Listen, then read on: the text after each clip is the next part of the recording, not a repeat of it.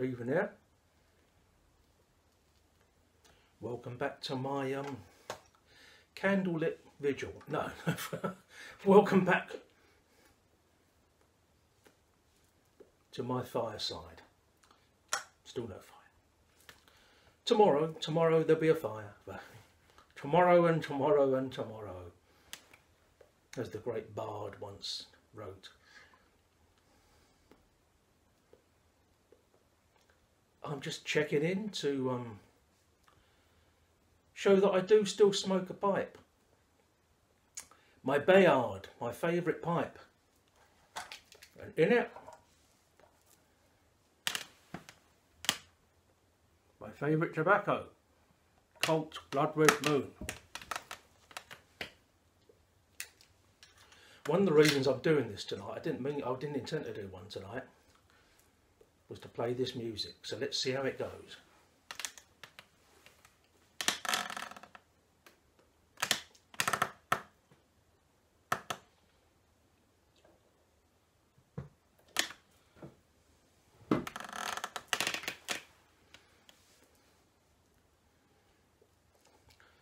You'll understand what the point. I'm laboriously coming to the point.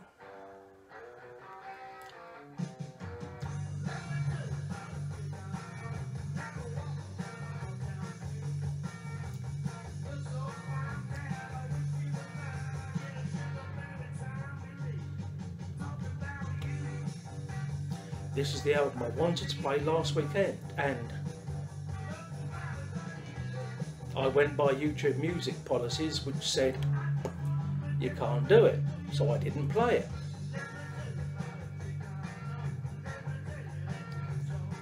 But then when I was checking YouTube policies for the album, the Motorhead album I played last night, it also said you can't play it, and I played it.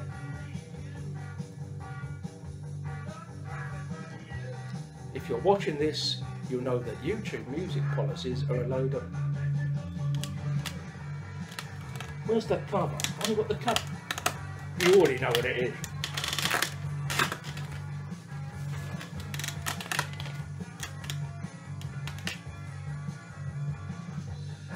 Dr. Feelgood stupidity.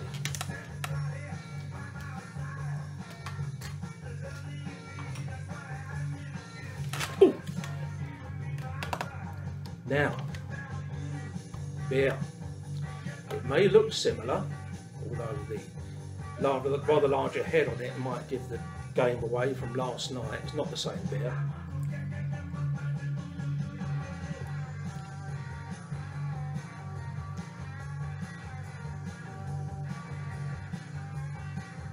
A thing of beauty is a joy forever.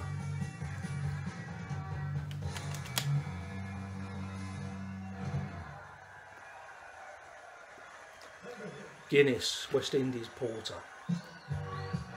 A relatively moderate 6% alcohol after the 7.3% of last night.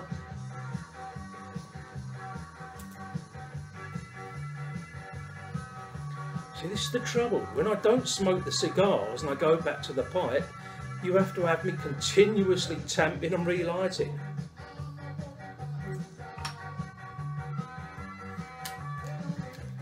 Here we go.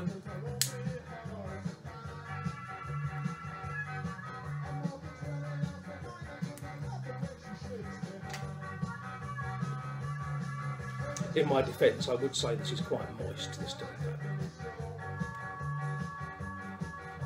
Cheers, happy Saturday evening. And here's to many more.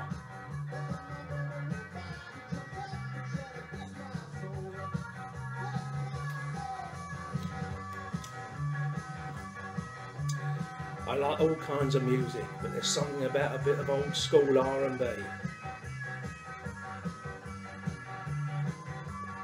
Which bears no relation to what's known as R&B these days. I don't know when the change was made, when the transition occurred.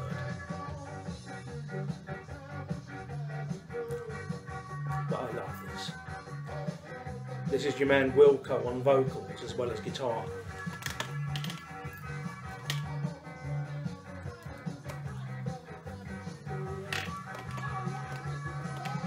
As I said before, great character. Great guitarist, great character. Not a lead guitarist, rhythm guitarist, but this is Lee Brillo, the normal vocalist, playing the harmonica. What a band. Wish I'd seen them at their height, but never did. But I've seen Wilco play several times in his solo career. Absolutely incredible live act. And he used to play pubs basically, because he wasn't a big star. The Feel Goods had reached their height in the 70s. He left in 77. Embarked on a solo career. He played with Ian Dury and the Blockheads, but then embarked on a solo career. And for the next 20 years or so, maybe even 30 years, he just ploughed a living playing small venues and pubs. I saw him several times at a pub called the Amersham Arms in New Cross in London. I mean, you had the bar there where you got your drinks, and then you turned round and there was the band, and the place used to heave. It was absolute, the atmosphere was electric. You could never replicate that atmosphere in a big venue.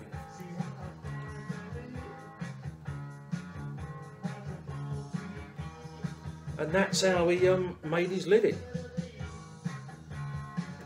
Touring relentlessly. Right up till 2013, when he was diagnosed with terminal pancreatic cancer, as I mentioned before. The thing is, although he was only appealed to, obviously he had his body of fans in the UK and Europe, but it wasn't enough to lift him to stardom. But he was hugely popular in Japan, and still is.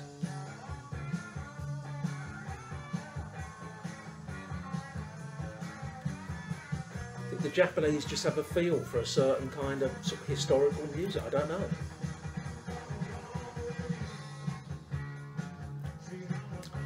Yeah, then, as I said before, January 2013, diagnosed with terminal cancer. Carried on touring, rejected the idea of chemotherapy, carried on touring, and made an album. Even though he thought it was going to be his last album, never make another, and he thought he was only a month or two away from death, made an album. Only got it on CD, but if you like this, if you like the sound of his guitar, if you like old school R&B, you've got to have this album.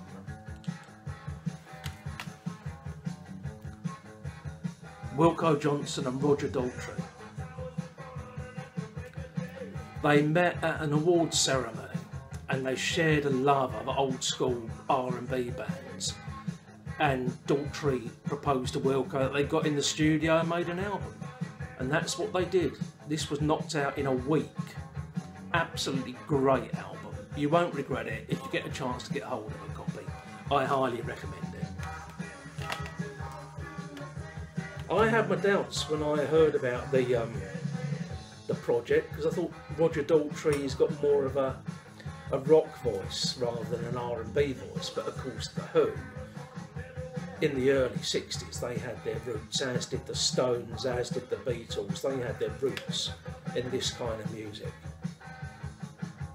And no matter what they went on to develop into in later years, this was what they did. This was what got them started.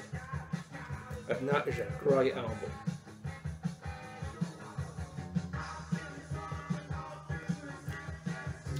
And what else have I got? Oh, if you're also, I think Wilco should give me commission, because he doesn't play the pubs anymore. He's playing big venues now that I can't afford to go to. This book, as you might tell, I'm a bit of a fan. Looking back at me, Wilco Johnson, got some fantastic photographs in it, incredible memories. He was a close friend with Lemmy, which ties in with last night with Motorhead. But the thing is, he never really fitted in with the rest of the Feelgoods.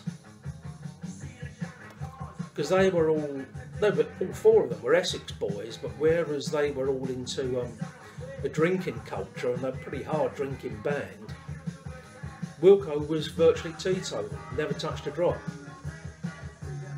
He was into drugs, speed in particular.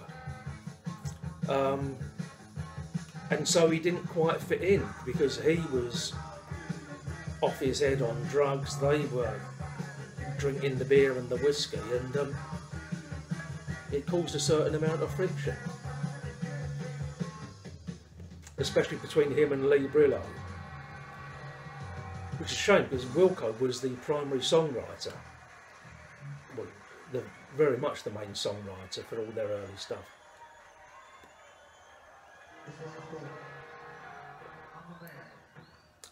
And there's a memory, it's not in that book, it's in that the Oil City Confidential DVD I showed you, which is the history of the Feelgoods.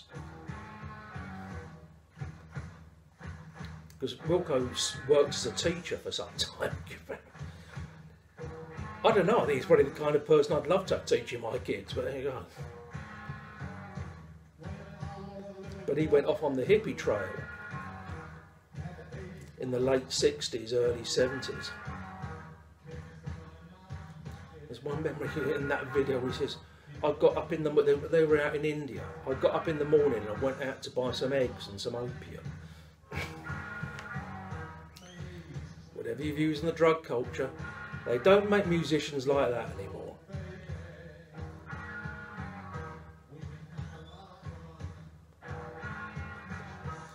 But a fantastic band, a fantastic musician.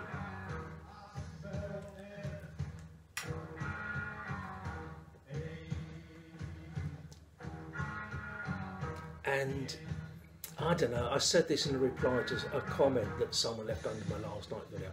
And you know, I'm being an old man at this point, but modern music isn't meant to appeal to me. I'm way outside the target demographic. But I just don't think the musicians today have that kind of character that Wilco had, Lemmy had, Lee Brillo. You know, they lived the life. They lived the whole rock and roll lifestyle. Keith Moon, yeah, the whole works. And of course, so many of them died young as a result of it. Which, any road up. I wish you good health, long life and happiness. Rock on, Tommy, which won't mean anything to anyone outside the UK, but what do you think of my UK subs?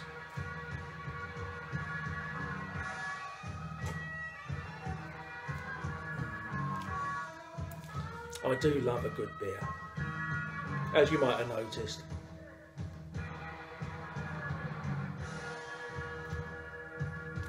And I know that several of you do too.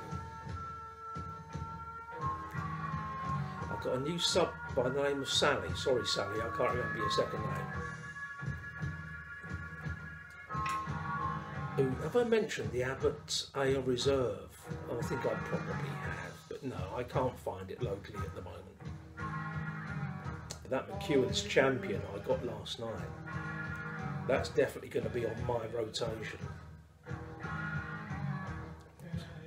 What's that you say, liver? Shut up. It amused me. And Sally was also mentioning candles and incense, and yeah, I love candles. I've always loved candles, especially natural beeswax candles.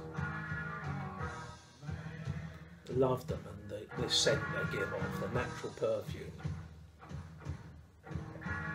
But then I'm a big fan of bees, full stop. Bees fascinate me. Always have done.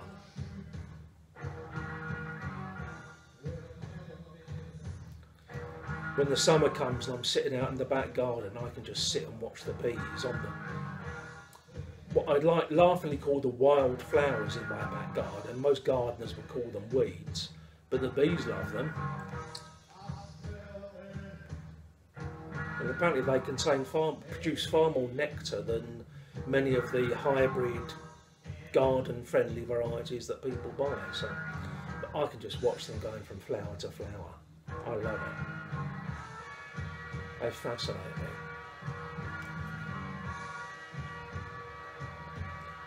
How did I get onto bees? Candles, incense. Love incense too. And now I really am away with the fairies. But I'm hoping you're able to see this, and I'm hoping I have been able to play this album. And give a shout out to Wilco and the Roger Daltrey album and the solo album that Wilco's got coming out in a month or two's time. Because we should support these people. They may not be superstars, but they've been out on the road keeping it real for years and years and years.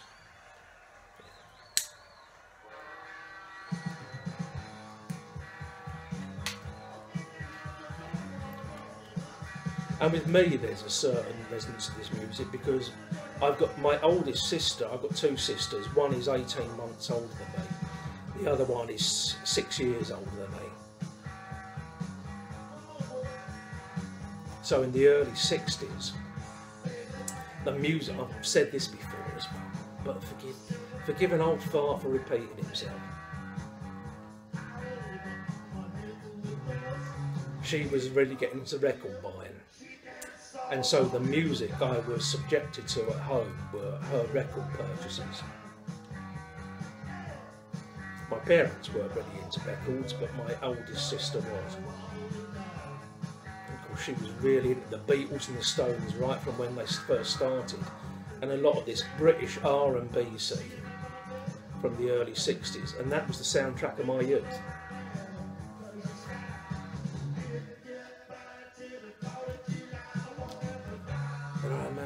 Talking about clubs like the Marquee, and you know, I've never been to the Marquee in Wardour Street, but it's just the memories that went along with the music and her talking about it. Any road up, I'm up to 16 minutes.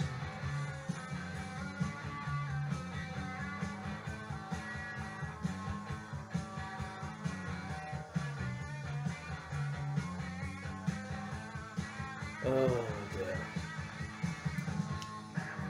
One other thing I was going to say, I was trying to, that book I was talking about last night, I watched the film of it, but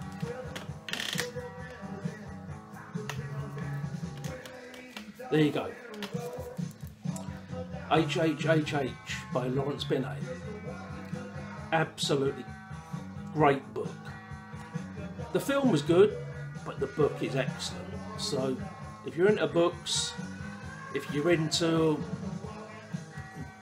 I don't really say World War II, so it's not really, you wouldn't read World War II, it's just an extremely well written book. A fictionalised novel of real events, if you like, but great stuff. Now then, I'm off. Because my videos are getting longer and longer, and I'm not saying anymore. Well, they're not including any more content.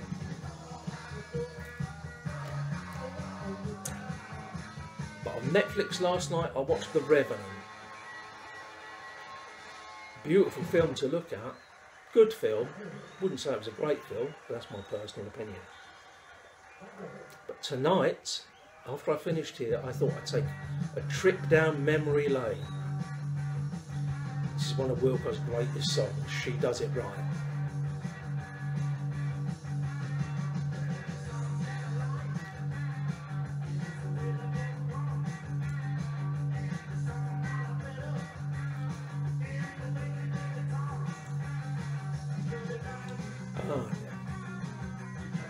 Memories, happy memories.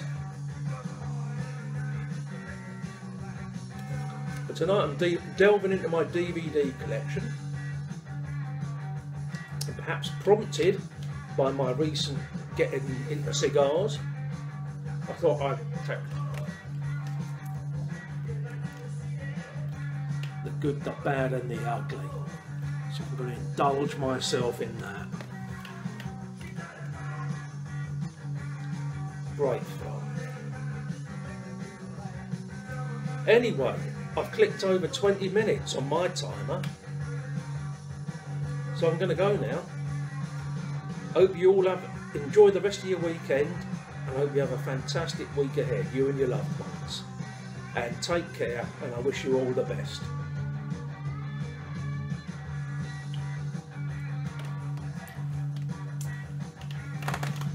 Ta-da!